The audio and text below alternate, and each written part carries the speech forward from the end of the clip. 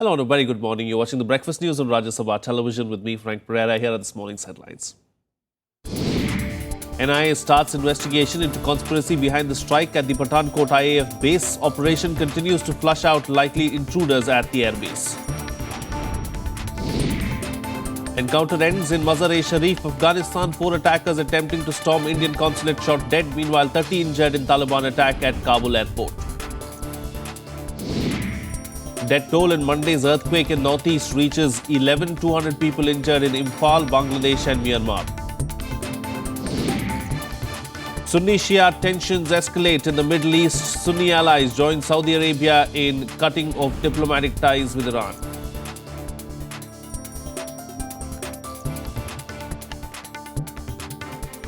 Our top focus on the bulletin this morning. The NIA has filed 3 cases to investigate the conspiracy behind the strike at the IAF base in Pathankot in Punjab. The first relates to the abduction of Superintendent of Police Salwant Singh, while the second is on the killing of taxi driver Ikagar Singh. The main case relates to the terrorist attack that started on Sunday. Combing operations are continuing to flush out any likely terrorists remaining in the area. 5 intruders are officially reported killed, while confirmation is still awaited on the death of the 6th terrorist. Here's more. Search operations are continuing at the Pathankot base. According to PTI, 6 terrorists have been killed so far. Major General Dushyant Singh from the National Security Guard said search operations will continue till all areas are completely secured. I would like to inform all of you that the operations are still going on. We have been able to eliminate the 5th terrorist. Combing and search operations continue.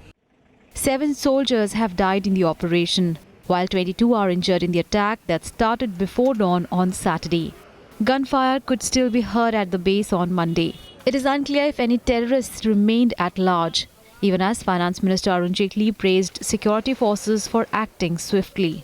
Security forces का जो मूल उद्देश्य था कि किसी प्रकार का भी नुकसान हमारे एसेट्स को, जो एयरफोर्स के स्ट्रैटेजिक एसेट्स वहां पर हैं, उनको ना हो पाए, और इसमें हमारी सिक्योरिटी फोर्सेस पूर्ण रूप से सफल रही. मैं उनका हार्दिक अभिनंदन करता हूं. In Pathankot city, thousands of police scanned hotels, markets and forested areas around the base. Security personnel were working at a very fast pace to defuse live hand grenades and gather remains of dead militants. The attack put at risk attempts to normalize relations between India and Pakistan. Foreign secretaries of the nuclear-armed neighbours are due to meet for talks on 15th of January.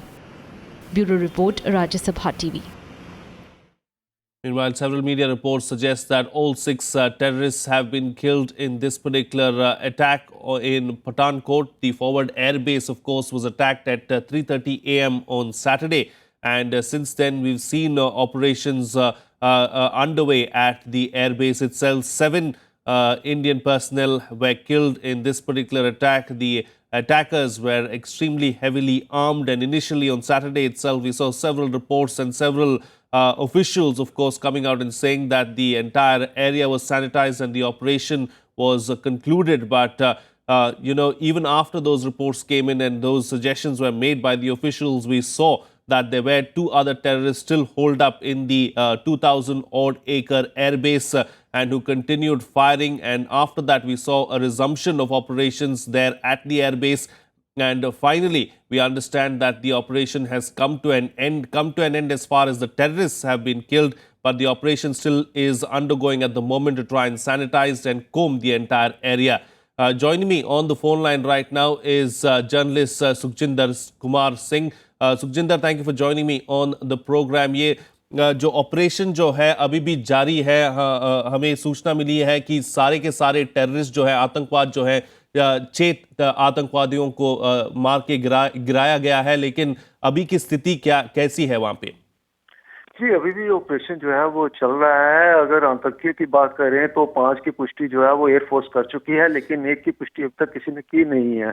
ऐसी खबरें आ रही हैं कि 6ठे आतंकवादी को भी मार गिरा है, लेकिन इस चीज की अभी तक पुष्टि किसी ने की नहीं है.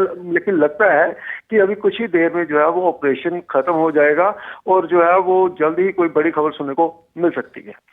और कल हमने देखा था कि कुछ फायरिंग की आवाज़ थी, कुछ बम एक्सप्लोजन की आवाज़ थी। अभी कैसी स्थिति है? अभी सब शांत है कि कुछ आवाज़ें सुनाई दे रही हैं वहाँ से? नहीं, अब के अगर हालातों की बात करें तो फायरिंग रुक रुक के हो रही है और सर्च ऑपरेशन चल रहा है। हम ये नहीं कह सकते कि दोनों तरफ से फायरिंग हो रही है। हम ये कह सकते हैं कि अपने एयरफोर्स के जवानों की तरफ से या सेना के जवानों की तरफ से रूटीन में सर्च ऑपरेशन दौरान जो है वो फायरिंग की जा रही है कि आगे से अगर कोई क्रॉस फायर होता है तो उसका पलटकर जवाब दिया जा सके और आतंकियों की लोकेशन को देखा जा सके कि आतंकियों की लोकेशन है कहाँ। जी। और कई मीडिया रिपोर्ट्स कह रहे हैं कि 6 आतंकवादियों को मार के गिराया गया है, लेकिन ऑफिशियल स्टेटमेंट एनएसजी और सेना का जो है वो क्या है अभी? जी नहीं, अभी तक ना तो एनएसजी ने और ना ही एयरफोर्स ने इस बात को क्लियर किया है कि छठे आदमी को आतंकवादी को मार गिराया है। हाँ, लेकिन कल इस बात की पुष्टि जरूर की गई थी एयरफोर्स की तरफ से कि 5 आतंकवादियों को मार गिराया गया है और अभी भी जो है वो ऑपरेशन जारी है। जी, Sukhjinder ji, thank you so much for joining us there and sharing those inputs with us. As you just heard, of course, no official confirmation as far as the army or the military is concerned, but several media reports there suggesting that all 6 terrorists have been killed. And amid the uncertainty over next week's Foreign Secretary level talks, Pakistan has said that it was working on the leads provided by India on the terror attack in Pathankot. Extending the deepest condolences to the Indian government and people, a Pakistani Foreign Office statement noted that the terror attack was categorically condemned by the government. It also said that India and Pakistan should remain committed to a sustained dialogue process. The statement, however, did not give details of the leads provided by India. Meanwhile, heart-rending scenes were witnessed as martyrs of the Pathankot terror attack were given the final farewell with full military honours. Hundreds of people gathered to pay their tributes to the brave hearts at their native places. 7 security personnel were martyred in the attack. The nation paid its tributes to the martyrs of the Pathankot Air Force Base attack on Monday. The martyrs were given a final farewell with full military honours as hundreds of people bid goodbye to the brave hearts. 7 security personnel, including 1 Garud commando, 1 NSG officer and 5 personnel of the Defence Security Corps were killed in the attack.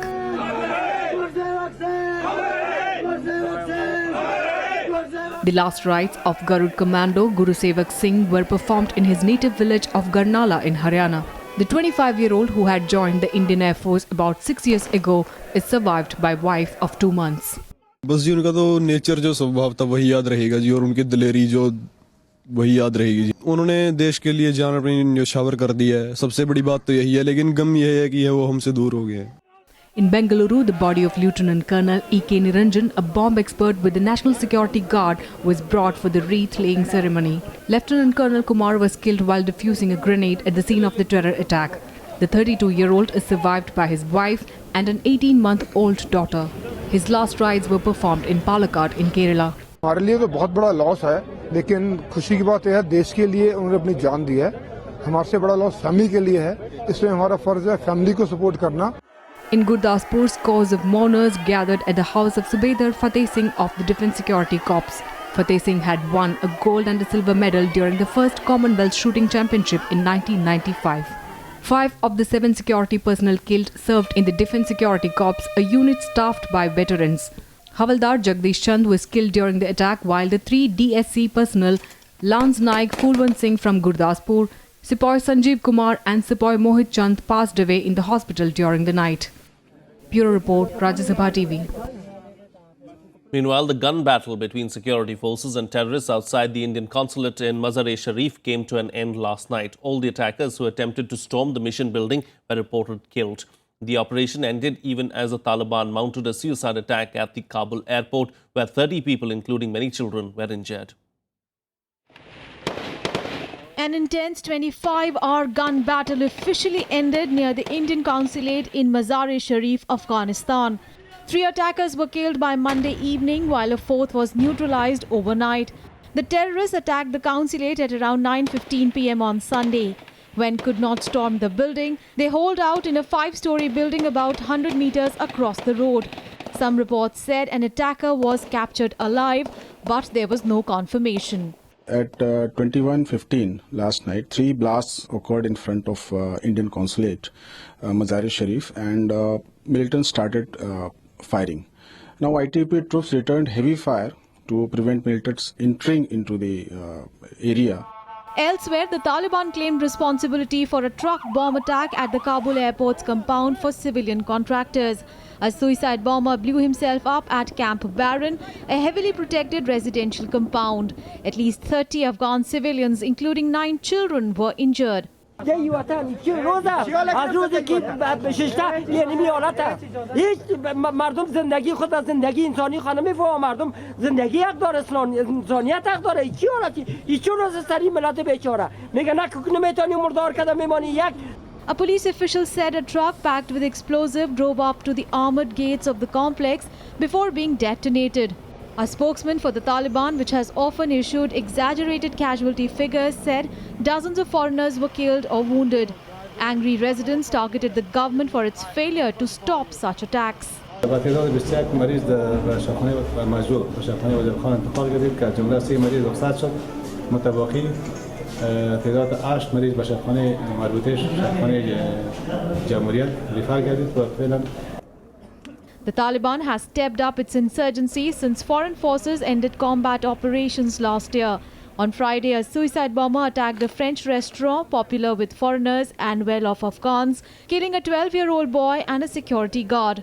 The attacks coincide with renewed efforts to restart stalled peace talks with the Taliban. Bureau Report, Rajya, Sabha TV.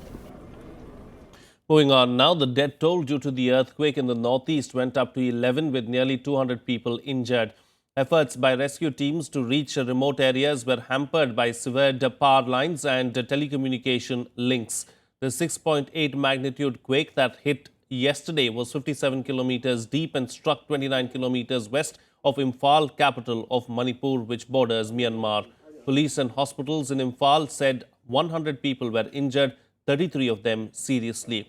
Bangladeshi officials said 5 people died of heart attack as they fled buildings. About 90 people were injured. Shockwaves were also felt in Nepal and as far away as the Myanmar city of Yangon. In Imphal, the quake struck while many people were asleep and roofs and staircases of some buildings collapsed. Minister of State for Home Kiran Rijiju, who took an aerial survey of Imphal yesterday, said the casualties could rise. जितना बड़ा earthquake था उसका उतना बड़ा यहाँ पर नुकसान नहीं हुआ, ये एक अच्छी बात है. फिर भी काफ़ी डैमेज तो हुए हैं और हम लोग का एक्सपर्ट जितना भी टीम है एनडीआरएफ के और बाकी फोर्सेस के स्टेट के सब लगे हुए हैं और रात भर भी ये लोग जानकारी लेंगे कि और दूर दराज इलाके में कहीं अगर और मरे हैं, कहीं दिक्कतें हैं तो उसका भी जांच लेंगे. हम लोग का सारा फोर्सेस अभी रेडी बैठे हैं. NDRF and the NDMA came promptly into action. The state administration also was very prompt in cooperating. The Honorable Prime Minister is taking a personal interest and he is following up the entire sequence of events. We have gone around, seen the injured also. जब भी बड़ा भूकंप आता है उसके बाद after shocks आते हैं. ये तो हर एक भूकंप के बाद होता है और इसकी हम उम्मीद कर सकते हैं कि वो आएंगे. लेकिन अधिकतर ये झटके जैसे जैसे समय बीतता जाएगा वो छोटे होते जाएंगे. तो हमारी जो सलाह है लोगों को ये है कि पैनिक ना करें और जो बिल्डिंग्स ऑलरेडी कोलैप्स्ड हैं या डैमेज्ड हैं उससे दूर रहें. Well, let's now take a look at the news and events lined up for the day in the day ahead. The Supreme Court will hear automobile firms' petitions on banning diesel vehicles in the national capital. Automobile manufacturers like Mahindra & Mahindra, Mercedes and Toyota filed the petition in court seeking notification on its order prohibiting sales of diesel vehicles with an engine capacity of 2000 cc and above. The apex court has imposed the ban in the wake of alarming air pollution in the national capital. The Patala House Court will hear the defamation case filed by Finance Minister Arun Jaitley in the DDCA corruption case. Jaitley filed the case on December 21st against Delhi Chief Minister Arvind Kejriwal and 5 other leaders of AAP for dragging his name in the corruption irregularities in the DDCA when Jaitley was heading Delhi's cricket body. President Pranab Mukherjee is on a 2-day visit to West Bengal. He will inaugurate a new building of Vidyanagar College at 24 South Parganas on Jan 6th. He will also inaugurate the 200th birth anniversary of Pandit Madan Mohan Tarkalankar at Bilwagram, Nadia the same day. Well, it's time for a short break now, but news and updates will continue on the other side. Stay tuned. We'll be right back.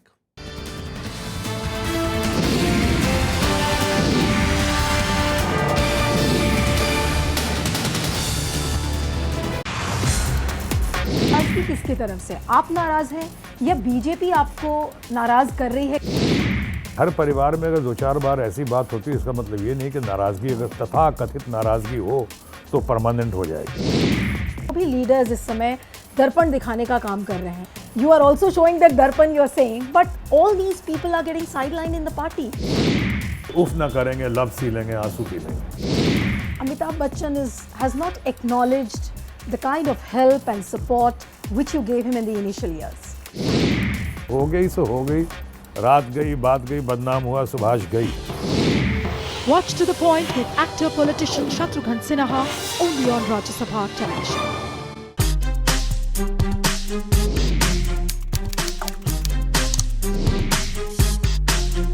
Get live Rajya Sabha session. News, views, reports and analysis you can trust on social media. Subscribe, follow, like Rajya Sabha Television.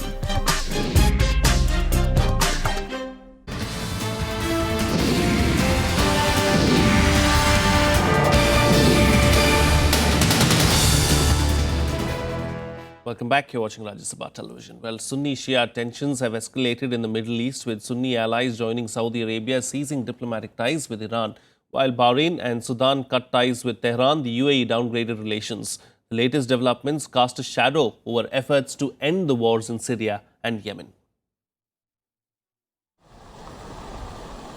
A day after Saudi Arabia severed diplomatic ties with Iran, its closest Sunni allies, Bahrain, Sudan and the UAE followed the lead, severing or downgrading relations with Iran. This as the repercussions continued over the execution of a leading Shia cleric by the Saudi authorities. While Saudi Arabia said trade links with Iran will be cut and air traffic links stopped, it says Iranian pilgrims traveling to holy sites in Mecca and Medina will be allowed to enter. Iran says the developments have impaired regional stability. We decided to cut off all diplomatic relations with Iran. We will also be cutting off all air traffic to and from Iran. We will be cutting off all commercial relations with Iran, and we will have a travel ban against people traveling to Iran. تلاش برای تنش آفرینی و درگیری در منطقه مجموعه مشکلات داخلی را هم که داره سعی میکنه از طریق فرافکنی و On Saturday, in the biggest mass execution in Saudi Arabia since 1980, prominent Shiite cleric Sheikh Nimr al-Nimr was executed. Those 47 executed were convicted of terrorism. While Saudi Arabia defended its judicial process, there are fears that sectarian strife may now spread in the region. The US also fears the growing rupture between the two nations threatens efforts to end the Syrian civil war and stop Islamic State in the Middle East. The Secretary General also reiterated that the attack on the Saudi embassy in Tehran was deplorable, but added that the announcement of a break in Saudi diplomatic relations with Tehran was deeply worrying. Julie, we do continue to be concerned about the need for both the Iranians and the Saudis to de-escalate the situation in the Middle East. That we're urging all sides to show some restraint and to not further inflame tensions that are on quite vivid display in the region. Şu anda yaşanmakta olan, Suudi Arabistan ve İran arasında yaşanmakta olan ve maalesef Orta Doğu'da var olan gerilimlere çok ilave ve sert bir gerilim şeklinde onun içerisine gireceği belli olan bu gerilimden bir an evvel her iki ülkenin çıkmasını isteriz. Saudi Arabia, the key Sunni power, and Iran, the key Shia power in the Middle East, back opposing sides in Syria and Yemen. Riyadh's execution of Shiite cleric and Iranian recriminations have brought tensions to a new low. Bureau Report, Rajya Sabha TV. Well, let's now bring you a roundup of the other international news in our World Wrap. Pakistan Prime Minister Nawaz Sharif arrived in Sri Lanka on Monday for a 3-day visit. Pakistan and Sri Lanka are expected to sign several agreements to boost bilateral ties, including in the areas of health and curb terrorism financing. Business MOUs including deep-sea fishing, cement, power, education and food will also be signed. Sharif will hold talks with President Maithripala Sirisena and other officials today. This is Nawaz Sharif's first visit to the island country since 2013. The Nepalese government slapped treason charges against 3 Madheshi activists for holding a mock referendum on the demand for a free Madhesh state.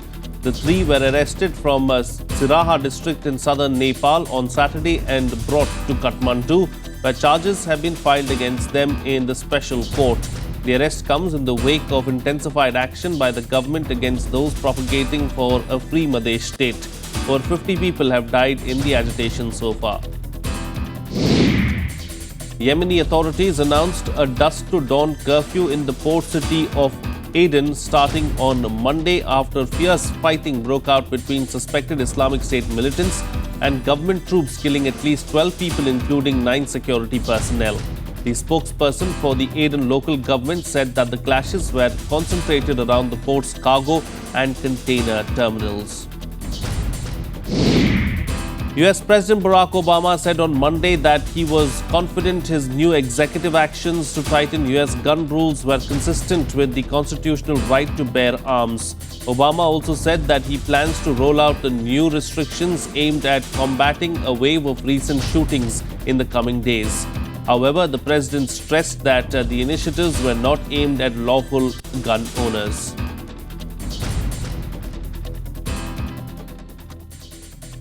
Moving on to some sports news now. The Indian cricket team will leave for Australia today to begin their first overseas series of 2016 for 5 ODIs and 3 T20s. The first ODI will be played in Perth on the 12th of the month, followed by Brisbane on the 15th of January, Melbourne on the 17th of January, Canberra January 20th and Sydney on the 23rd of January. 2 warm-up matches are also scheduled to be held on the 8th and the 9th of January. BCCI has picked 2 separate teams of 15 members each for the tour, with Mahendra Singh Dhoni retaining his position as the skipper for both One-Days and T20s. While Yuvraj Singh and Ashish Nehra have made a comeback in the T20 team, all-rounder Stuart Binney has been dropped. On Monday, Australia named a 13-man squad for the upcoming series. Shane Watson, however, was left out from the team. More sports news now. The Supreme Court appointed Justice R.M. Lodha Committee has suggested sweeping changes in cricket administration in India. Most significant of the recommendations is to bring the Board of Control for Cricket in India under the Right to Information Act, legalizing betting, forming a players' association and delinking the Indian Premier League from the BCCI. Here's more. The sweeping changes recommended in the Board of Control for Cricket in India are on expected lines, but they will still come as a jolt for many in the board's power corridors. Announcing the recommendations, the panel dictated that ministers and government officials be barred from holding office in the board, which will have only 1 full-time member per state with voting rights. The others will be affiliate units. He must not be a minister or a government servant who has not held the office in the BCCI for a cumulative period of 9 years. The panel also suggested an eligibility criteria for BCCI office bearers, including the President, Secretary, Vice Presidents and Treasurer. It further proposed a tenure of 3 years for each office bearer. Each office bearer will have tenure of 3 years and no office bearer can hold the office for more than 3 terms. The committee, which submitted its report to the Supreme Court and also made it public, has called for various far-reaching changes. Some of the key highlights of the proposal are: no more zonal nomination for the president's post, restricting the total tenure of office bearers in any capacity to 2 terms not exceeding 6 years, tenure of the president to be not longer than 3 years, only appoint ex-cricketers in state associations and implement proper stadium rotation policy, selection committee to comprise only of former test cricketers with the player with most caps heading the committee, protection of players' interests by registering agents under the prescribed norms of BCCI and Players Association. BCCI to also share details of rules and regulations, norms, meetings, expenditures, balance sheets, reports and orders of authorities on its website. Recommendation to legalize betting except for those covered by this BCCI and IPL regulations. Also, spot fixing be made a criminal offence. The panel further suggested bringing the BCCI under the RTI Act, an issue that has long been a bone of contention. Very happy that Justice Lodha has come out with recommendations which we wanted to be implemented to the sports bill. The best thing is, in order to bring in transparency, it has talked about bringing BCCI under the RTI.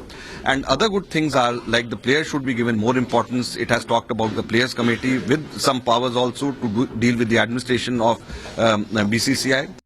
The committee, however, cleared the former IPL COO Sundaraman of any wrongdoing, citing lack of evidence. Bureau Report, Rajya Sabha TV. Let's now bring you a roundup of the other overnight sports news in our sports beat. Real Madrid has appointed its former player Zinedine Zidane as the new coach after sacking coach Rafael Benitez after less than half a season in charge.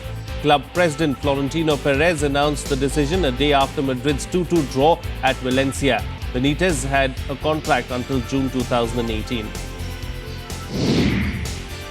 Rio de Janeiro Stadium that will host athletics at the 2016 Olympic Games has been without water and electricity over the past week due to unpaid bills. According to reports, the João Havelange Stadium, locally known as Engenhão, owes some $225,000 in outstanding utility bills.